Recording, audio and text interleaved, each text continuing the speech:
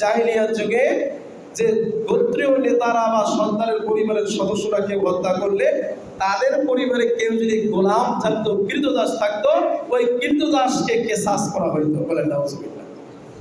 বুঝা পাইছেন আমার কথা?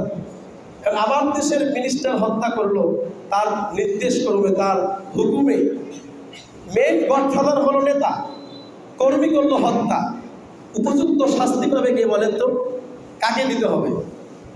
নেতাকে দিতে হবে, মিনিস্টারকে দিতে হবে। তাহলে সব সাইজ হয়ে যাবে। নাহলে তার একজন কর্মী দ্বারাও সে কাজ করবো, কর্মী শাস্তি পাইলো ঠিক, পরের দিন সে আর একজন কর্মী তৈরি করবে। ঠিক কিনা বলেন? আল্লাহ বলতেছেন এটা চলবে না। আল হুররু বিল হুররি ওয়াল আবদু বিল আবদি ওয়াল উনসা বিল উনসা। বিনিময় অনুযায়ী বিনিময়। এখানে কোনো কর্মী পরিবারের সদস্য তা চলবে না। যে অপরাধ করবে, যার নির্দেশে অপরাধ করা হবে, তাকেই শাস্তি দিতে হবে।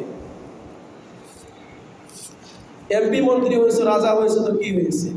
যদি মুসলিম নিজেকে দাবি করো, মুসলমান পরিচয় দাও, ইয়া আইয়ুহাল্লাযীনা আমানু কুতিবা আলাইকুমুল কিসাসু ফিল কাতলা, হে ঈমানদারগণ, নিজেকে ঈমান বলে দাবি করো, তাহলে কিসাসের বিধান এটা আল্লাহ তাআলার পক্ষ থেকে, এটা ফয়সালা, আমার আপনার এটা কারোর জন্য নয়।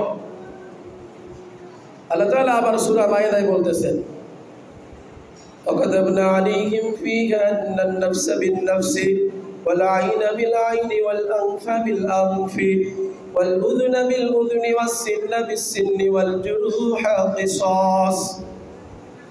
وَكَتَبْنَا عَلَيْهِمْ, আমি তোমাদের উপর বিধান করে দিয়েছি, أَنَّ النَّفْسَ بِالنَّفْسِ, জানের বিনিময়ে জান। কেউ যদি কাউকে হত্যা করে, হত্যার প্রতিশোধ বা শাস্তি হিসাবে অপরাধীকেও হত্যা করতে হবে। অপরাধী কি করতে হবে? কিন্তু কখনো দেখা যায় আইন, বাংলাদেশের আইন বলি কি দেয়? 10 বছরের জেল, 12 বছরের জেল, কিংবা আমৃত্যু কারাদণ্ড। এটা কি আল্লাহ বলেছে? আমৃত্যু কারাদণ্ডের কথা আল্লাহ বলেছে? দেখান কোরআন ও হাদিসে নেই।